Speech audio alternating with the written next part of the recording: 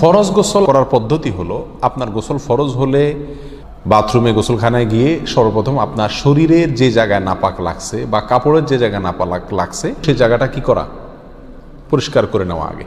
যদি আপনার জায়গাটা চিহ্নিত থাকে যে এই জায়গাটা নাপাক লাগছে, ওই জায়গাটা ধুয়ে ফেলান। এরপরে নামাজের জন্য যেভাবে আমি অজু করছি সেভাবে অজু করা। এরপরে অজু করা, হাতের কবজি ধোয়া, এরপরে কুলি করা, নাকে পানি দেওয়া, মুখ ধোয়া, হাতের কনুই পর্যন্ত ধোয়া, মাথা মাসা করা, এরকম অজু করা। অজু করার পরে এবার আপনি গোসল করেন। সেটা শাওয়ার দিয়ে আপনি মাথার উপরে পানি ঢেলে হোক আর আপনার মগ দিয়া হোক, যেভাবে হোক আপনি গোসল করেন। গোসল করা শেষ হয়ে গেলে, গোসল করে যখন বের হয়ে যাবেন, তখন যাওয়ার আগ দিয়া ওই যে পাও ধোয়া বাকি আছে হুজুর, যাওয়ার আগ দিয়া পায়ের ওখানে পানি ঢেলে টাকনো পর্যন্ত পাও ধুয়ে ফেললেন, বাস গোসল হয়ে গেল।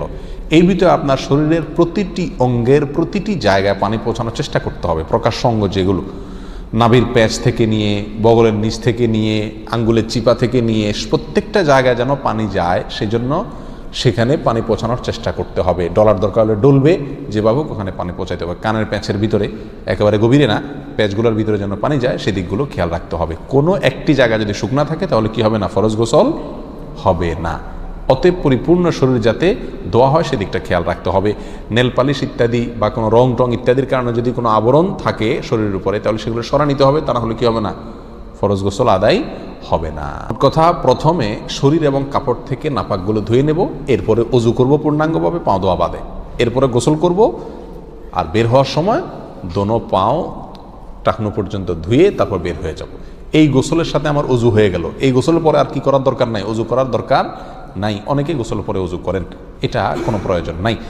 তবে কেউ যদি গোসল করা অবস্থায় তার পেশাব চলে আসে, অনেকে আছে পানির স্পর্শ লাগলে পেশাব বেশি আসে, তো গোসল করা অবস্থায় যদি তিনি পেশাব করে দেন বা অজুভঙ্গের কোনো কারণ তার ভিতরে আসে, তার বায়ু ছাড়লেন, তাহলে তো সেক্ষেত্রে অজু যেটা শুরুতে করছিল ওইটুকু তো আর নাই।